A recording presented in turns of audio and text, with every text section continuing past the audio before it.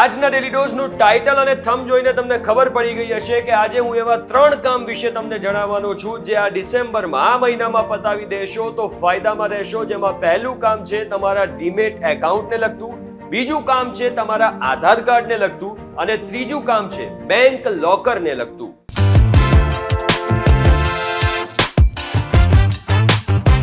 તમે આવી ગયા છો vtvgujarati.com પર. મારું નામ છે હિમ ખત્રી. આ મહિને એટલે કે ડિસેમ્બરમાં 3 એવા કામ છે જે પતાવી લેવા ખૂબ જ જરૂરી છે. જેમાં પહેલું કામ એ છે કે તમારા ડીમેટ એકાઉન્ટમાં નોમિની એડ કરવું. જો તમારી પાસે ડીમેટ એકાઉન્ટ છે તો 31 ડિસેમ્બર સુધી તેમાં નોમિની એડ કરી દેજો, નહીં તો પાક્કું તમારું ડીમેટ એકાઉન્ટ ફ્રીઝ થઈ શકે છે. એટલે તમારું ડીમેટ એકાઉન્ટ બંધ નહીં થાય પણ એમાં તમે ટ્રાન્ઝેક્શન નહીં કરી શકો. Security exchange board of India એટલે કે સેબીએ ડીમેટ એકાઉન્ટ અને મ્યુચ્યુઅલ ફંડ એકાઉન્ટમાં નોમિની એડ કરવા માટે સમય લંબાવીને 31 ડિસેમ્બર સુધીનો કર્યો છે.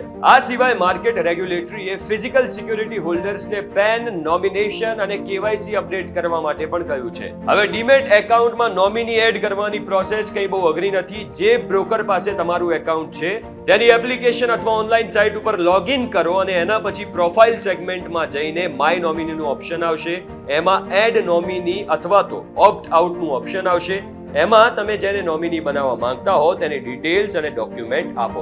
જે તે બ્રોકરની ઓનલાઈન સાઇટ ઉપર સર્ચ કરીને તમને નોમિની એડ કરવાની પ્રોસેસ પણ મળી જશે. બીજું કામ છે બેંક લોકર એગ્રીમેન્ટ પર સાઇન. ભારતીય રિઝર્વ બેંકે તમામ બેંક્સને જે ગ્રાહકો છે એમના જે બેંકમાં લોકર ધરાવે છે એમના નવા એગ્રીમેન્ટ પર સાઇન કરાવવા માટે કહ્યું છે. એટલે આ કામ તમારે 31 ડિસેમ્બર 2023 સુધીમાં પૂરું કરવું પડશે. જે તે બ્રાન્ચમાં તમારું લોકર હોય તમે ત્યાં જઈને આ એગ્રીમેન્ટ પર સાઇન કરી શકો છો, નહીં તો પાછળથી આને લઈને તકલીફ પણ થઈ શકે છે. અને ત્રીજું કામ છે ફ્રીમાં Aadhaar update. Unique identification authority of ઇન્ડિયાએ ફ્રીમાં આધાર કાર્ડને અપડેટ કરવા માટે 14 ડિસેમ્બર સુધીનો સમય આપ્યો છે. જે પછી આધાર અપડેટ કરવા માટે ચાર્જ આપવો પડશે. 14 ડિસેમ્બર સુધી તમે જાતે જ UIDAI ની સાઇટ ઉપર જઈને ઓનલાઈન ડેમોગ્રાફિક જાણકારી જેવી કે address, date of birth, gender, mobile number અને ઈમેલ આઈડીમાં સુધારો કરી શકશો અને કોઈ ચાર્જ નહીં આપવો પડે. પણ જો તમે બાયોમેટ્રિક ડિટેલ્સને ચેન્જ કરાવવા માંગો છો તો તમારે ફીસ ચૂકવવી પડશે. UIDAI આ પહેલ એટલા માટે શરૂ કરી છે કે આજથી 10 વર્ષ પહેલા જેમણે આધાર કાર્ડ કઢાવ્યા હતા અને એના પછી એમણે ક્યારે અપડેટ જ નથી કરાવ્યા,